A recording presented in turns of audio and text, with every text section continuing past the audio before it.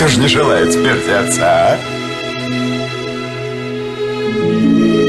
Да вы в уме или нет? То-то и есть, что в уме. Они не любили друг друга. А ты знаешь, Митька меня ненавидит. А за что ему тебя любить? Из-за женщин. Дмитрий Федорович, голубчик, не погубите барыню. И его не погубите, за уши берет Аграфена Александровна. Ревность. И не одна только ревность. Спор за денег? Из-за денег. Если только Аграфена Александровна захочет, она не вашего брата, а Федора Павловича на себе женит. Ни Дмитрию Федоровичу, ни вам с Алексеем Федоровичем ничего после смерти родителей не достанется. Ни рубля. Из-за старых обид. Зачем же ты подавал ей надежду? Да потому что ложь тут все. Ложь на лжи. Все лгала против чести, чтобы его спасти. А он меня презирал. Это обман. Подлая ложь. Ну кого он отсюда? Дело о семейных ценностях. Fyodor Dostoevsky. Братья Карамазовы. Премьера. Кто же совершил это преступление, господа присяжные заседатели? In the framework of this course and of the European novel, Dostoevsky's Brothers Karamazov is a seismic event. It's like an eruption of something entirely new and different, it seems to me, in European literature, in particular, man's relation to God. Because if you think about what we've been looking at, starting back with Defoe and Sterne, Laclos, even Dickens, Balzac, God is never absent from these texts, but never quite at the center either, as we see here. We know that Nietzsche had proclaimed God is dead, but Dostoevsky's interest is how does one live with this possible event, this possible outcome? How could you measure human life, human doing, human feeling, human wanting, without this compass? Now, we may think that this is a kind of dated historic crisis, but I want to suggest it's time to rethink that. That Dostoevsky's God-haunted creatures are our contemporaries.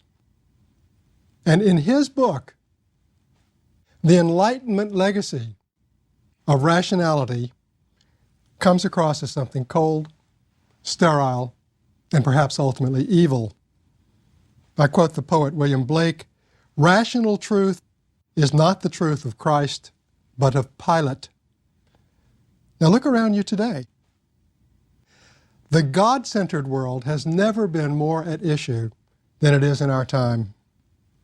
We who may be living at the end of the Enlightenment will find that Dostoevsky's view of the warfare that takes place in the human soul sheds a kind of light, a kind of terrible light, it seems to me, on our own doings, our own events. The tortured people in his books are not simply phantasms of the Russian past. They are, in some sense, our contemporaries. Their crisis is also one that we have to deal with. So how does that fit against the novel form, the 19th century novel, where we are with Dostoevsky? As I've said before, we frequently have an all too narrow and thin view of what a novel is, a depiction of characters against the social backdrop. And this trim model has some validity with a number of British texts, French texts, but it will not take the measure of people like Dostoevsky or, for that matter, Melville, because they blow sky high this neat trim scheme, and they bring metaphysics, soul, and God into the mix in unforgettable ways. The Brothers Karamazov, like the Oedipal story of Sophocles, takes place against the backdrop of a parricide, centers around a parricide. Why would you choose to write a novel about a murder? And why, in particular, with Dostoevsky, would you want this murder to be a mystery, unsolved, not clear who did it? Dostoevsky's book reads like a detective story. It has lots of detective conventions in it. It lays out clues. It has candidates for the killer. It closes with a trial. But I think what's most profound, most interesting about it is that it leaves ultimately the issue in the dark, as if he wanted to say, if you look at a murder that in a sense is anonymous, in a sense is communal, in a sense could be committed by a whole number of people, then what you're looking at is not some sort of sleuthing plot, but you're looking right into the pit, into a black hole. Everybody could be guilty. This is much more insidious and much more interesting than a kind of straightforward whodunit story. And moreover, many of the characters in this book are going to discover over the course of the novel their own hideous complicity with this murder. Well, we know technically early on fairly well what happened. That the older son, Dmitri, who's the most likely candidate for murderer, is going to be stuck with it. And he's going to be judged guilty, even though we come to understand that he is innocent, technically innocent.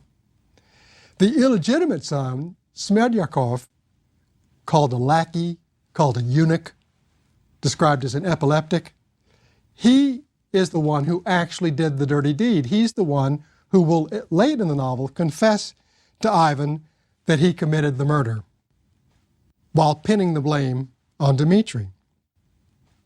But Ivan, who is the intellectual, the atheist of the book, comes increasingly to understand that he is in some terrible, difficult to measure, but impossible to resist sense, complicitous, implicated, guilty of a deed that in fact he did not commit. In fact, he did not commit. In fact, but in spirit, and almost unbeknownst to himself, he did. That's part of the reach, the sinuousness, the depth of Dostoevsky's view of both events and psyche. All of our neat little frames, A does this to B, they don't work in this book. The youngest son, Alyosha, who is a novice in training to be a monk, he is the one who is the most positive spiritual figure within the family. And he's the mediating figure, and I'll say more about that because this book needs a lot of mediation. Let's look a little more closely at these people. What stays in our mind when we have finished this book is how special these Karamazovs are and how difficult to plumb they are, how hard it is to take their measure, to come up with any kind of bottom line sense of them. The more we know about them, the less we understand them, the more mysterious they become.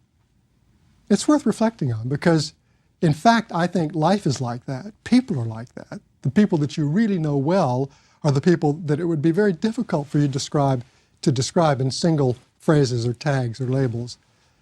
But novels frequently do, in fact, give us a kind of cleaner, more delineated sense of their figures. It's not the case in this book. These are layered characters. They seem to go further and further down the further and further you get into them. And I'm even going to risk a parallel with Melville, that they have depths. It's not the depths of the ocean. It's not the depths of a mad captain such as Ahab. It's simply the depths of the human psyche. Let's start with the father, Fyodor. He is a stunning creation. He, of course, is the victim of the novel, if we want to call him a victim. But what I really want to say is that he almost runs away with the text. He's one of the most mesmerizing figures of the book. He is rich, one reason to kill him. He's repulsive, that's another reason to kill him. He happens also to be lecherous and immoral. And he is what we recognize in Dostoevsky's scheme as a buffoon. That's the term that's always used.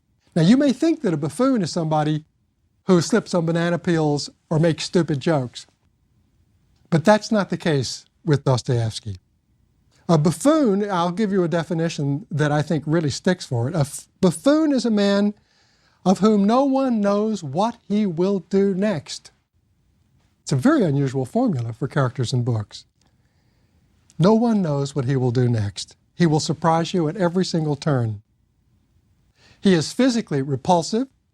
He has fleshy bags under his eyes, grotesque Adam's apple, black decayed teeth. He sprays saliva when he talks.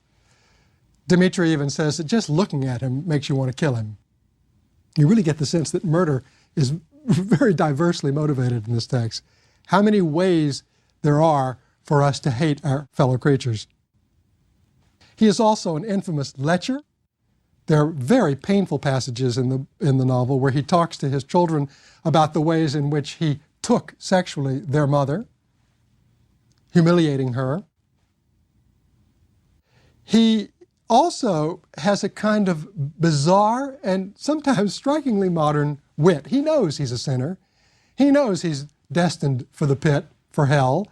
But because this book is a book situated at a time where the entire discourse on hell, the notion of hell, the notion that there might be a hell, is up for grabs, is being rethought, then it's worth attending to the way Fyodor imagines hell. He tells Alyosha at one time that he is certain that the devils will drag him down with hooks. Okay, this makes some sense. But given the logic of this book, and given the logic of the buffoon, he doesn't stop with that. He wonders then, well, where will they get these hooks that they're going to drag him down with? He wonders further, well, what are these hooks made of? Are they made of iron? And if they're made of iron, where are they going to get the iron in hell? Might there be a factory just buzzing away in hell where they produce iron so they can produce hooks so they can take people like him down? And finally, he says that in fact, does hell have a ceiling? You got to have some place to hang the hooks to, right? Does hell have a ceiling? This concludes, of course, in the following way. If hell has no ceiling, then there can be no hooks. And if there can be no hooks, he will not be dragged down. This is what a kind of 19th century deconstruction of hell might look like within a materialist framework. It already points towards Kafka, who's going to be talking about salvation in terms of doors that you might be able to get past. Same kind of material scheme beyond which one hopes, looks, seeks for some kind of spiritual, divine radiance. It's in trouble in this book. He's also, as I said, a womanizer, not just a lecher, but a womanizer, and much of the plot of the novel has to do with his infatuation with the beautiful young Grushenka. He palpitates for her. He's absolutely lusting after her. The book shows us how much she enjoys arousing him. She herself is something of a mystery. The plot, as I said, hinges around this because the night of the murder is a night where he is hoping, desperately hoping, lasciviously hoping, that she will come to visit him. And of course, his son Dmitri, who also is in love with Grushenka, is worried about exactly that outcome. So the plot, the murder plot, the homicidal plot, the parricidal plot, looks in some ways like a plot of sexual rivalry. The son and the father battling for the same woman. Dmitri is the oldest son and in some ways the most likable figure in the novel, it seems to me. Impulsive, yes, generous also, rash, but passionate and genuine. He is infatuated, as is his father, with Grushenka, but it turns out there's one slight hitch. He's also engaged to Katerina Ivanovna. And the book deals at length with the relationship between him and his fiancée, Katerina. It obeys the Dostoevskian law of insult and injury. Pride stamps it from beginning to end, and it's a relationship that will surprise us as Dostoevsky digs into it deeper and deeper. The book is filled with mysteries, with questions. We do not know, for example, what Grushenka ultimately thinks either of Fyodor or, in fact, of Dmitri. At the end of the novel, it will be clear that she does love Dmitri. But early on, we don't know that, and I think early on she doesn't know it. You can imagine how central these issues are. Are these feelings reciprocal or not? And I want you also to consider that a book in which there is mystery on these matters, does she love me or not? Does she know whether she loves him or not? Is a much more interesting book than one where these things are straight and clean and sort of made evident to us. Dostoevsky goes out of his way to flag Dmitri's potential as murderer. We know from numerous passages that he is tempted to murder his father, that just looking at his father might be enough, that the fact that his father may in fact be bringing Grushenka to the house would be enough. And yet what he says, and it's significant over and over, is, will I do it or won't I? He doesn't know. He doesn't know if at the moment when it's crucial, he will or will not go across that line. I want now to come to Ivan, who is the middle son, cold and contemptuous and referred to as the grave. He has a very, very distinct, cynical view of his family. What he tells Alyosha early in the book is, viper will eat viper. He says this a bit cavalierly.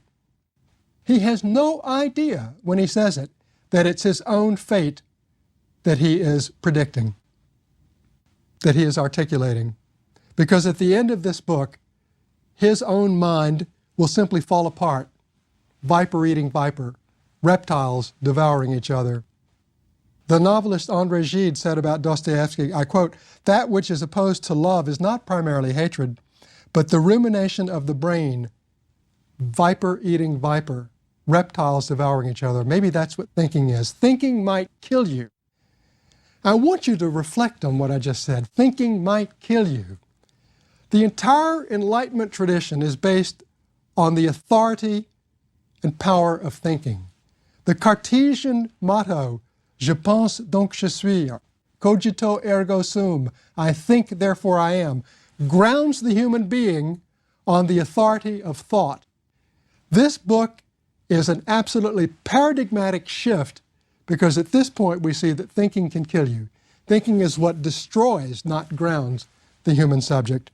That is what Ivan is going to come to experience. He will go mad by book's end.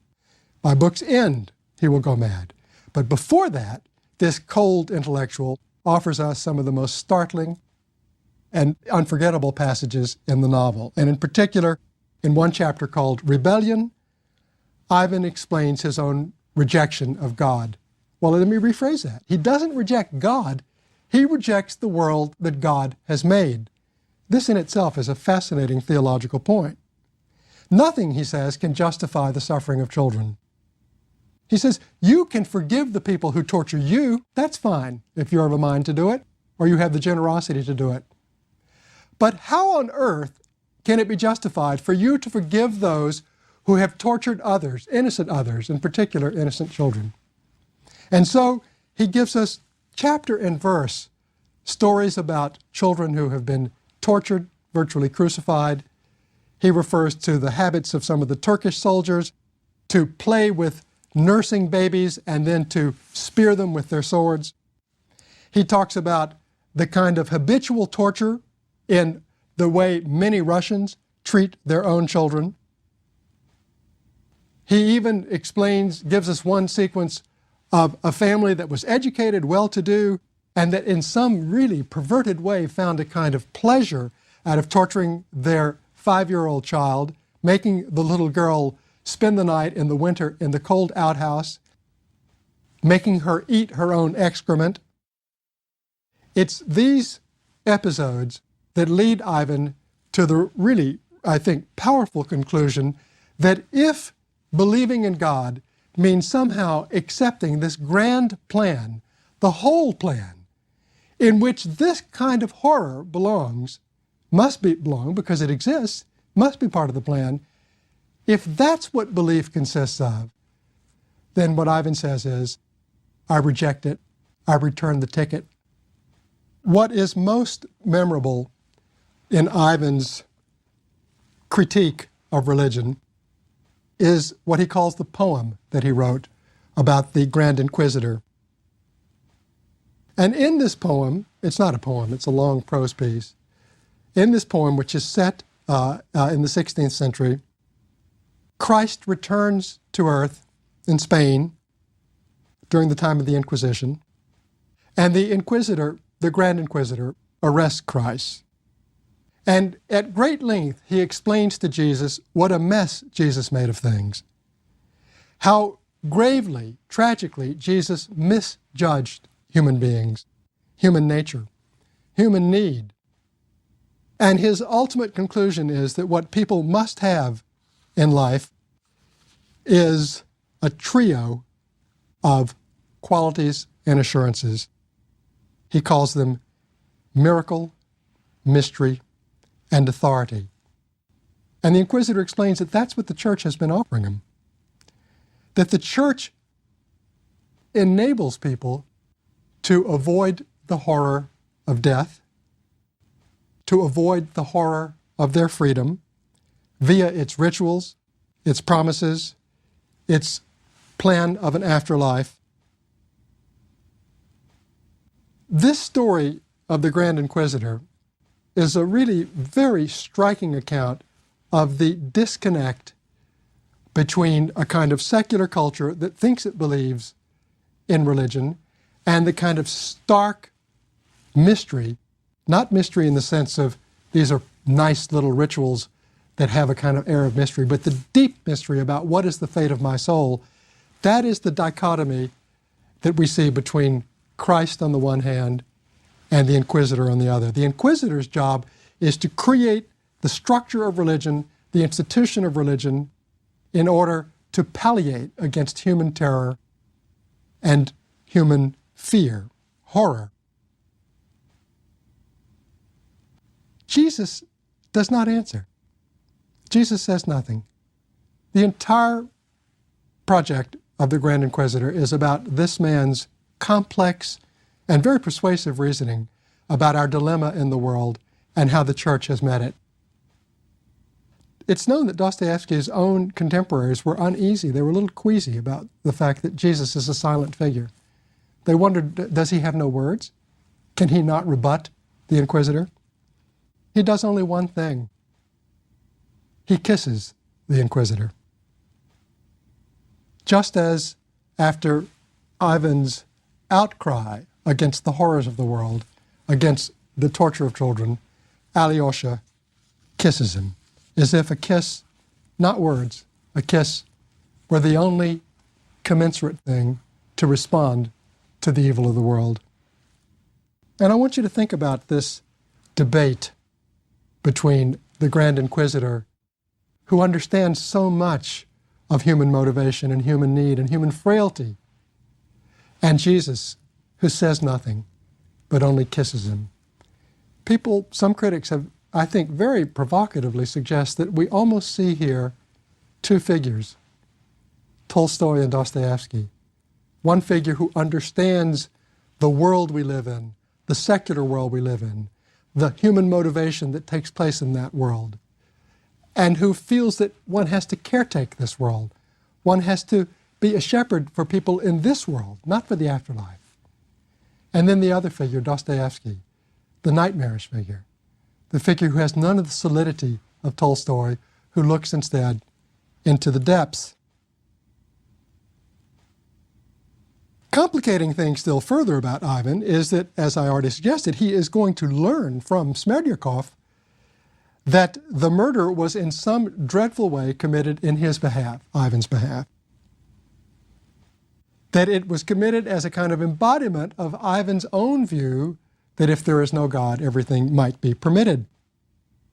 The consequences of this conversation, in which he realizes his own implication in it, the fact that he himself is somehow a silent partner in this murder, those consequences, those ramifications are fascinating because I think it spells the end of the hegemony of selfhood.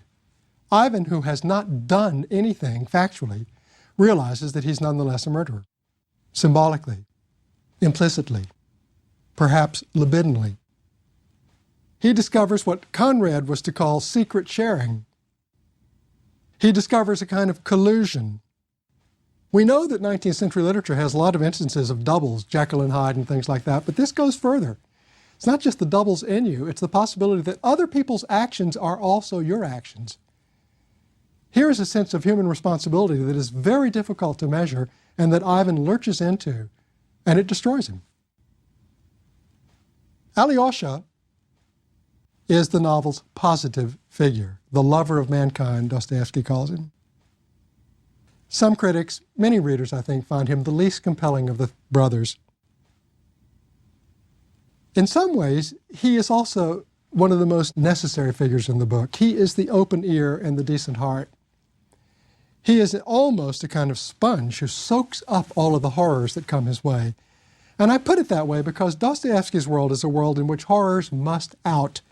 It's as if people must speak of the terrible things that they feel or the terrible things that they have thought. And therefore you need an Alyosha who is there to hear this. Sometimes the only response, as I've said, is a kiss. He loves his family, Alyosha does, but he worships the elder Zosima, who is the rival father in this book of many fathers. Zosima is the figure of true spiritual love. He is the figure who has a kind of sanctity in this book. And there's no question but that Alyosha worships him. Moreover, Dostoevsky offers us something of the career of Zosima.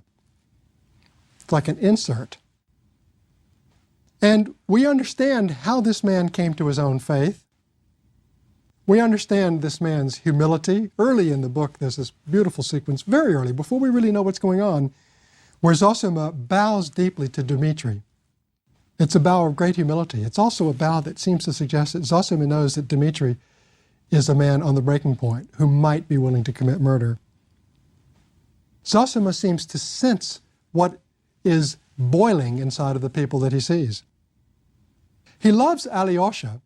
It's not just that Alyosha worships him. He loves Alyosha, in part because Alyosha reminds him of his own dead brother.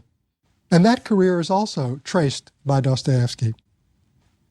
That Markel, the brother, is the figure in the novel.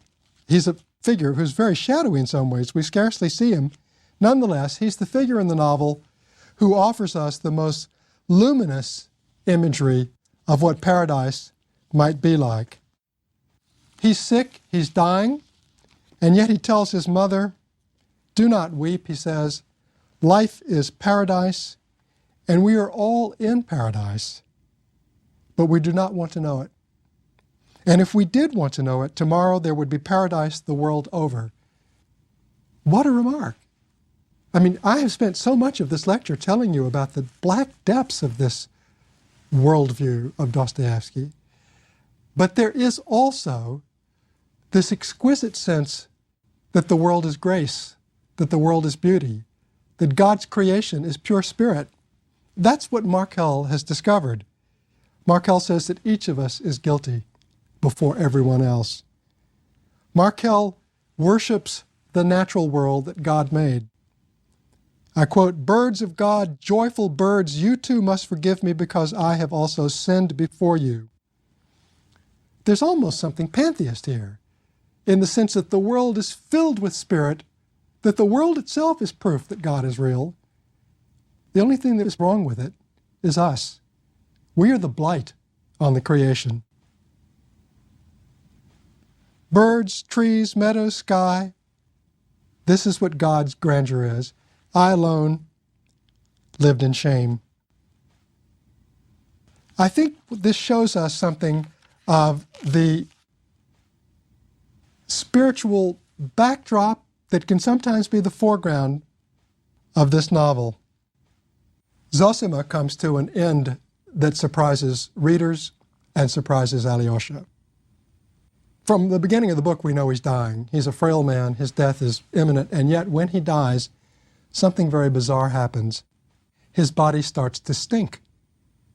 It's called the odor of corruption. Now, we know that bodies do rot, but they usually rot rather slowly. In this case, the stench sets in almost at once, and it is a scandal. It's a scandal in the monastery. Others believe that perhaps this is evidence that Zosima was not quite what he seemed, because how could this be possible, this odor of corruption? And it is such a difficult thing that Alyosha himself almost loses his faith, almost has a crisis about it. I'm going to say more later about that odor of corruption, and we will see something about bodies that rot later in this course when we get to Faulkner and as I lay dying. Alyosha's mission in the novel is to go into the world. And we know that Dostoevsky originally planned a later volume about his adventures, but it was never written. Alyosha is the figure who loves children in this book. And we think that this is a kind of obvious, morally appealing phenomenon. And there is one remarkable sequence where Alyosha sees children playing, because the reason I say that is that what we have is the makings of a familial paradigm that might be different from these tortured Karamazovs. Alyosha will befriend children. It's as if it might be the makings of a new community, and that is how the book will close. But in one sequence in particular, we see Alyosha seeing children fighting, in particular stoning another child, Ilyusha.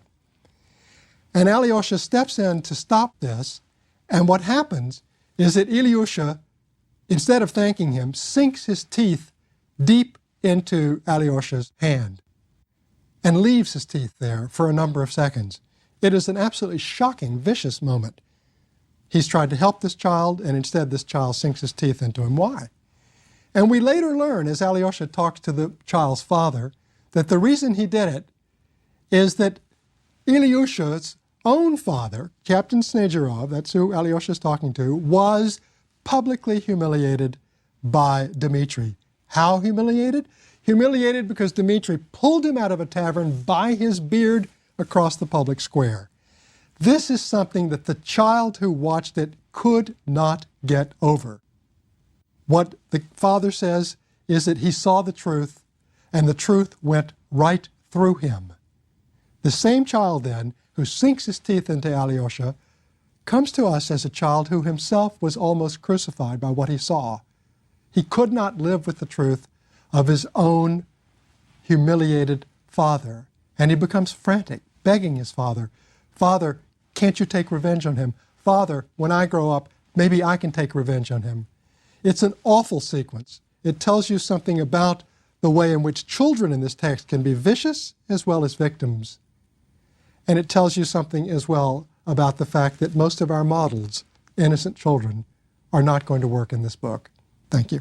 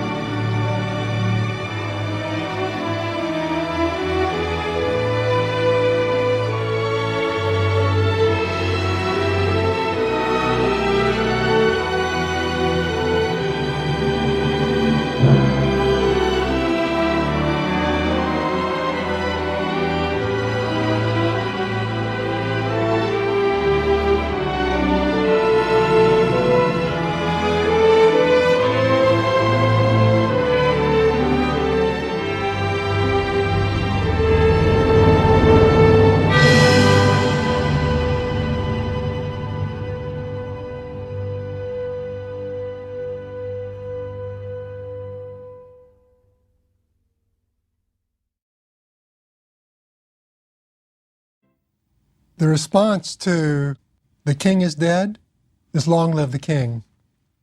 Socio-political rule never stops. What's the response to "God is dead"? Might it be everything is permitted? Is murder permitted? Murder of your own father? Not only permitted, but desirable? Irresistible?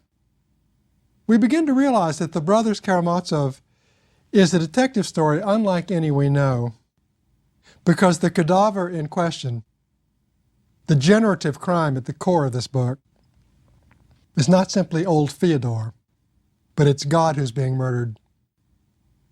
By whom? Modern life? Human desire? Is the crucifixion an event from the sacred past, or does it take place every day in human relationships? Dostoevsky's plot of Patricide harks back, as I've said, to Sophocles' version of Oedipus's life. But it also reminds us of what we saw in Balzac's Pere Goriot. It's a crisis of authority itself. What does it mean when the father dies? Because he dies in Goriot, but he's murdered here. In Balzac, it's a question of blood ties yielding to a cash nexus. But in Dostoevsky, of course, it's much gorier. There can be joy in murder, joy in hurting. There's a new kind of troubling freedom that's coming into view here. Now, we realize early on that Fyodor Karamazov is a stunningly good candidate for murder, a stunningly bad father. This is not my bias. This is what the book tells us. This is what the lawyers are going to argue at the end of the book, that the man more or less deserved not to live because he was such an unworthy father. But even before we get to the trial, as I have said, Dmitri wonders repeatedly, will he be able to resist killing this man? That there's such a strong feeling that he wants to. And at one point, Ivan is talking to Alyosha, and Ivan makes the remarkable observation that no life is intrinsically worthy to live. He's been asked, do we ever have the right to take someone's life? Isn't there a fundamental worth in life? And the answer is no life is intrinsically worthy to live. It's a very, I think, shocking remark. Smedyakov, who actually commits the murder, I think does it as a kind of experiment as much as anything else. It's true that he is acting on Ivan's view of everything being committed, but it's also true that there's something sort of provisional about it, tactical, like, why not? Kind of scientific Joker-like model, like, yes, let's see. He cannot live with the consequences of it, that's for certain. But I like the idea of it, I like in the sense that I think it's interesting, the idea of this being almost a kind of scientific project. What would it be like to kill the old man? I call it scientific because I think that this is a kind of scientific curiosity that finds its most horrendous final result in the exploits of the Nazi doctors who experimented on human bodies, and live ones as well as dead ones. That's the genie that's coming out of the bottle here, out of the box. That there's a sense here that something is getting unlocked, I call it Pandora's box, the genie in the bottle, about a kind of unlimited freedom for humans and what the consequences might be. This murder of the father has been dealt with also in Freudian terms by the Dostoevsky critics. And people have invoked Freud's model of the primal horde, where you have a despotic, powerful father ruling over, repressing all of his rebellious sons, who then band together in order to assassinate him. And there they're doing it partly in order to achieve a kind of sexual freedom that they do not have when they are under the control of the father. And that has its own relevance for this book also. But as I've implied over and over in last lecture and also in the beginning of this one, that the murder of the father is also in some symbolic sense the attack on God. It's as if the very operation of human freedom, of human independence, were a kind of deicide.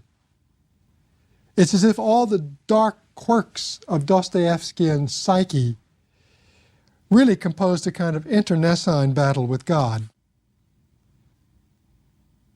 Not only is everything permitted in a dispensation like this, but the darker truth is it's what everybody wants. And late in the novel, at the trial, Ivan actually articulates this. Who doesn't wish for his father's death, is his remark. And he is chastised, or he's sort of met with astonishment. Can you be in your right mind in saying something like that? But of course, the entire point is that that is what the mind might in fact wish for, desire. This would be the true venom of this book, that we delight in murder, that we itch for it. Do we? Do we know the answer to these questions? Is there in the psyche, or wherever it's lodged, a profound need for violence and blood? I don't know how we have any lights about these matters if we don't turn to literature. But I would suggest consider the vicarious pleasure that this culture, and it goes back as far as the Romans and other cultures, gets in watching violence. Sports, films, even PlayStation. Our vicarious investment in the great murders of our time? So there's some sense in which Dostoevsky, I think, is revealing the darker side of the psyche. It's kind of inquisitiveness. It's scientism, like, let's try this out, which knows no limits anymore if God is removed from the equation. Now, Ivan spits this out at the court. It is his final lethal wisdom. Lethal because it's going to kill him. He can't live with it. But what he says to the court when he says, who doesn't wish for his father's death, he's also saying to them, why else are you here? Isn't this what you came for? Isn't this what you thrive on? Isn't this what really titillates you deep down? Isn't this why you're listening to me? This is a view then of our own complicitness again. That's what he's discovered, remember. It's his own horrible truth that he has discovered. I want you to hear the sequence of that. His own horrible truth that he has discovered. We do not know our truths up front. We discover them later. Smerdyakov makes him realize that he has been complicitous in this murder. And it also comes after his seance with the devil. Who doesn't wish for his father's death? Dostoevsky reminds us of what I think is already beginning to get visible in a book like Wuthering Heights, which is that the psychic brutality and the violence of human nature are hard to reconcile with the views that we want to believe in about kindness and softness. The Russian word nadriv, which is translated as strain or laceration, seems to dominate the psychology of all the characters in this book, at least almost all of them, not Father Zosima and not Alyosha. We see this firsthand in the relationship between Dmitri and Katerina. Dostoevsky gives us a lot of background information there that early in Dmitri's career, he had come to the help. Really, he had helped save the honor of Katerina's father, who was embroiled in some sort of imbroglio with some sort of really murky financial transaction. And so Dmitri, almost on a whim, because he's a rash figure, hands Katerina 5,000 rubles to bail out her father.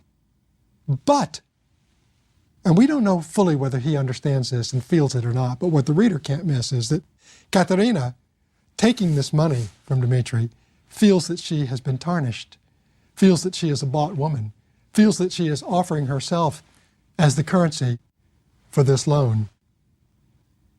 And she, therefore, takes her revenge, tit for tat, by handing Dmitri 3,000 rubles later in the story, saying, oh, by the way, would you take these 3,000 rubles and send them to a friend of mine? What does he do with the money? He pockets it. Pockets isn't quite true. He ends up putting it in this little sort of amulet that he wears over his breast. This takes up a lot of space in the book, discussion of that amulet. He spends half of it on this wild, orgiastic party that he has with Grushenka. He keeps, or at least tells us that he keeps the other half of it, and he thoroughly despises himself for not repaying her this money. So this debt, back and forth, sort of, it seems to me to speak the language of their emotions. Who can humiliate whom? Pride looms very, very large there. Grushenka, as well, is dominated by this sense of nadriv. We don't think of it as easily in her case, but one of the early scenes, the scene, in fact, where we first meet Grushenka, is a scene where Katerina has invited her over, and Alyosha comes in and meets Grushenka for the first time. And in this scene, Katerina thinks that Grushenka and she have become partners. They've made peace. There's no misunderstanding between them. They will come to some sort of agreement even about Dmitri, that Grushenka will sort of step back and relinquish her own claims. But it doesn't happen because very quickly Grushenka pulls the rug out from under Katerina and taunts her precisely with the fact that isn't she a bought woman? Or Katerina then realizes that Dmitri has told her this story about the 5,000 rubles that he gave her to help her father. She mocks her. She exults in her own passion. She toys with her. She makes Alyosha realize that she is in utter control of this situation. This is a kind of power that is realized, achieved only through insult and injury. It's as if those were the only indices of power. I haven't stopped talking about God, even though I haven't mentioned his name in a moment, because it doesn't have to be theological, the death of God, the murder of God. This is what Dostoevsky is trying to make us see. God is murdered when love dies. It's that simple. Nadriv is murder. Laceration and strain are murder. Relationships based on pride and humiliation are murder. Ivan tells Ivan tells her, you love him, you love my brother Dmitri, from strain. The more he insults you, the more you love him. What kind of love is that? I'm going to give you one analogy for it, and you'll see why I choose it. That kind of love is like throwing stones and sinking your teeth into somebody's hand. That kind of love is like what we saw with the children stoning Ilyusha. It's as if this kind of hateful behavior of others, torturing behavior of others, joyously torturing behavior of others, takes place at every realm in this book between the adults and the children. It's against all of this, once again, that we have to remember Zosima's bow, that humble bow in front of Dmitri. It's against this that we have to remember the kiss of Christ as the only response to the horrors of the world. It's against this that we must remember Markel's certainty that we are guilty before the birds, but that we inhabit paradise. The most unforgettable rendition of horror is located in a scene that I think is the most shocking scene in the book, and it involves a child. She's still a child. She's almost a young girl or young woman. That's Lisa. She's the figure in the text, the girl who is partially crippled. We think that she's perhaps making improvement and is going to be whole and intact again. She's also the girl that Alyosha eventually intends to marry. There is a scene between the two of them that simply goes really off the charts, and I want to cite part of it because I think it's the scene that most sort of charts the black evil landscape of this book. Lisa is trying to tell Alyosha about her own horrible desires. And as I've said, he operates almost like he's the ear that will take in all of this. And she tells him that she has wanted, for example, to set fire to the house. And she's told him as well that she wants to do something evil. And he's listening, and he finally acknowledges that there are moments when people love crime, he says. She goes on to tell him then, in response to that, listen, your brother is on trial now for killing his father, and they all love it that he killed his father. In other words, they want him to be guilty. One nice, juicy crime. That's what they love. That's what they really want. Nobody will ever admit it, but they love it secretly. That's what she's telling him. She tells him as well that she dreams about devils, the devils who come to her room at night, the devils who, that when she looks closely at them, back off, but that they're there. They inhabit her room. They inhabit her. They speak through her. Those are the devils that she's talking about in this conversation with Alyosha. And so she wants to tell us, in particular, about one story that is the worst of all, it seems to me. She tells us about a book that she has, and in it that she read about a Jew, I quote now, first cut off all the fingers of a 4-year-old boy and then crucified him on the wall, nailed him with nails and crucified him, and then said at his trial that the boy died quickly, in 4 hours, quickly. He said the boy was moaning, that he kept moaning, and he stood and admired it. That's good. Now, that's good, I'm certain, is what Lisa says, not what the Jew said. That's good. And Alyosha says, good? And she says, good. Sometimes I imagine that it was I who crucified him. He hangs there moaning, and I sit down facing him, eating pineapple compote. Those last 3 words are simply mind-boggling. Eating pineapple compote. I sit there watching him, he's crucified, and I eat pineapple compote. Like this is part of my dessert? This is part of my pleasure? The story itself is dreadful. 4 hours, quickly. 4 hours, quickly. The boy was moaning, he kept moaning, he stood and admired it. It's not merely that we do terrible things, because one wants to think that yes, people do terrible things, but they do them in rage. They do them when situations transcend them and they have no other choice. They do them when they're caught. They do them when they're coerced. No, that's not what this says. You do them at your leisure. You do them slowly. You relish them. 4 hours for the crucifixion. And then you sit and watch it, and you eat, and I'm sure you don't gobble it, you eat it very slow. You savor it. What are you savoring? The crucifixion and the pineapple compote. I don't know how you go past this.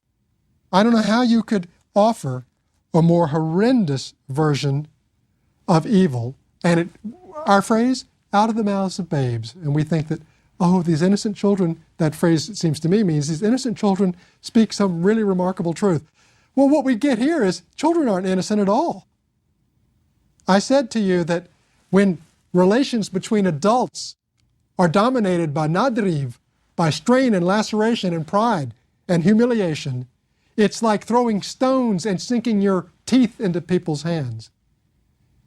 That the adult's behavior is like the children's. And here we see that the child's behavior, watching the crucifixion, eating the pineapple compote, all of this speaks volumes about what horrible things the adults in this book do or want to do or dream of doing against each other. I mentioned at length in the rebellion chapter where Ivan tells us that the reason not to accept the world that God gave us is the reality of tortured, damaged, suffering children. I refuse the ticket, he says. Any plan that includes this is unjustifiable, unratifiable at Judgment Day or any other time. And yet, what we see here is that children are not simply depicted as suffering and done to and crucified. Maybe you could have a child crucifier. We think of the Roman legionnaires doing it. Maybe you could have a child crucifier. We have a child here eating pineapple compote, thinking that that's what she'd like to do. That maybe children are both injured and injuring, that they exult in injury, in inflicting pain and death. This is rough. This is hard to get your head around, and even harder to get your heart around. This episode serves no real narrative purpose. The plot doesn't need this if the plot is about who killed old Fyodor. But this is what Dostoevsky needs to say. He needs this. It's like lancing a boil. It's like pus coming out that has to come out. Hopefully some kind of healing will follow in its wake. We do not know. There is a kind of obscene hunger to reveal the very worst in this book. Lisa has to tell Alyosha about all of this. It's crucial for her to get it out. There's something almost exhibitionistic about this work. Dostoevsky knows that the reigning view of his late 19th century moment is that of materialism, a scientific worldview. That's partly why God may be dead. And that is known in this book as the Bernard scheme. And Bernard refers back to the very eminent French scientist Claude Bernard.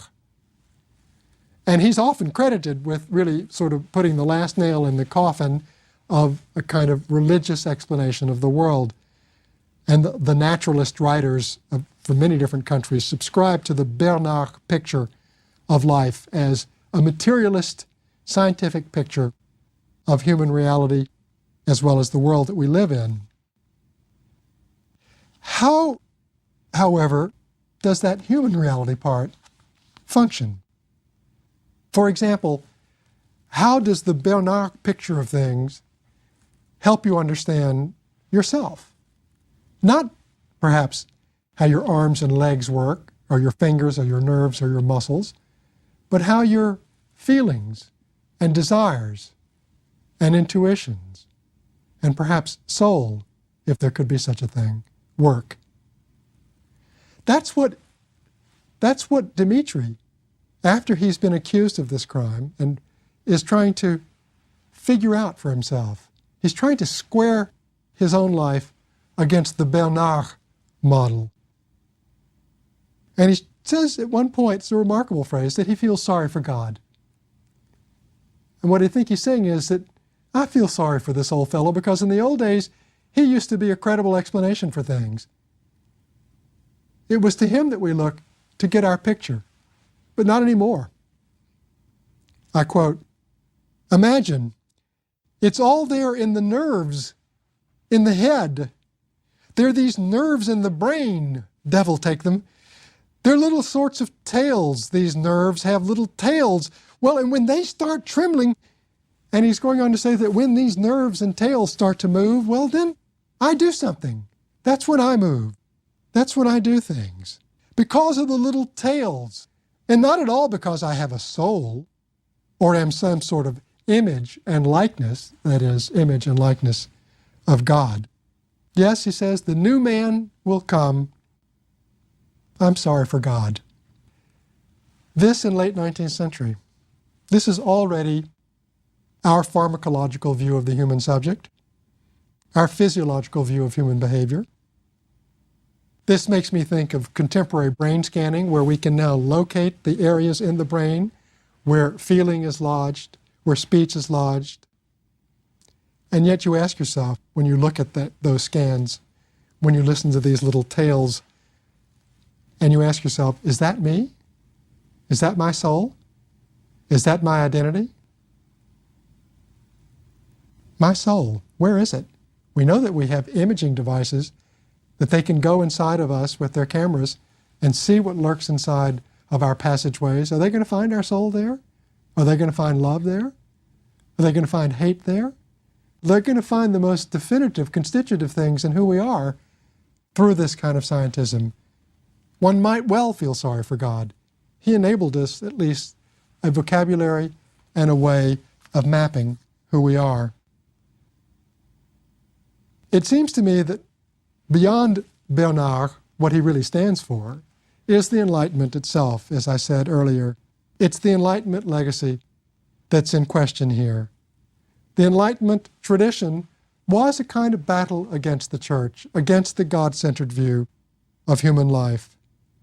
In the Grand Inquisitor sequence, we have the view, articulated by the Inquisitor, that human beings will never be free of their craving for miracle, mystery, and authority.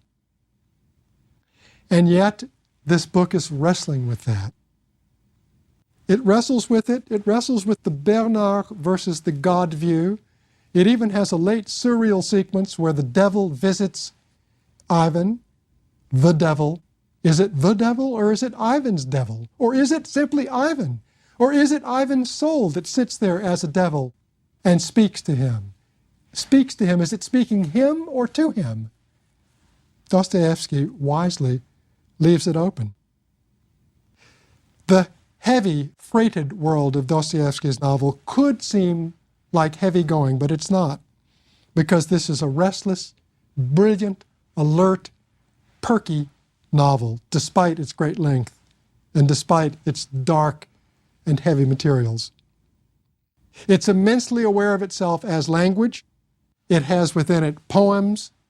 It has within it quotations from other sources, historical, biblical, and the like. It also has letters and tracts. You get a sense in which Dostoevsky wants to show us an entire arsenal of approaches to the spiritual drama that he wants to trace. It also is enormously quick on its feet for a big text. It can turn on a dime. The tone can change at once. Moreover, it delights in taking the rug out from under its people and therefore its readers. So that sequences that we have seen, for example, the one I alluded to, when Grushenka is absolutely lording it over Katerina, turns the tables on her, not being her friend and accomplice, instead she becomes her torturer, all of this in front of the embarrassed and stunned Alyosha. And after, when Alyosha and Grushenka are talking, she tells him, "Ha, you know why I did that," she said? "That was a performance. I did it for you. I was just performing." And later, Alyosha, when listening to Katerina raving about Dmitri, ranting and raving and getting in hysterics, after it's all done, he tells her, "You know, that somehow seemed rehearsed." It certainly seemed spontaneous when we first read it, and yet he pulls the rug out from under it and says, "It seemed rehearsed. It seemed rehearsed." Much of what we take to be spontaneous, when looked at more carefully, is rehearsed. Dostoevsky never stops peeling away the layers, and therefore he makes us ask, how much of our own speaking and doing is spontaneous versus how much of it might be planned, rehearsed? How much of this lecture do you think is rehearsed? I'm not sure I could even answer that myself. The book is restless. The book moves into many different tonalities. The book is relentlessly perspectival. It takes the prosecution and the defense at the end of the book in the trial, and it pirouettes all that we thought we knew, as great lawyers frequently do, reconfiguring, reconceiving the events that were thought to be immovable. The book has a kind of lunacy as well, a kind of zaniness. We have Ivan telling Alyosha, "I cannot bear prophets and epileptics," a line that just makes me laugh when I think of Dostoevsky, who was both a prophet and an epileptic. We have a minor character, Maximov, who explains that he married a lame woman but didn't know it because he had always thought that the reason she was skipping every time he saw her was out of pleasure to marry him. This is maniacal. How many characters do you run into like that? You cannot wrap this book up. Its energies and its juices pour out beyond all of our labels and our tags. It bubbles. It's joyous. It's joyous in a way that actually reminds me of Zosima and of Markel. It's joyous. It bubbles. It surprises us. This bubbling is to be understood as the very heartbeat of the book, the systolic, diastolic, cardiac flow of this novel, which is the flow of great literature. It is like a blood transfusion. It goes into us as it tells us of the heights and depths and somersaults of human feeling. The Grand Inquisitor's doctrine, he says that miracle, mystery, and authority are what people crave. Well, folks, isn't that what this book is? This book achieves miracle, mystery, and authority. Thank you.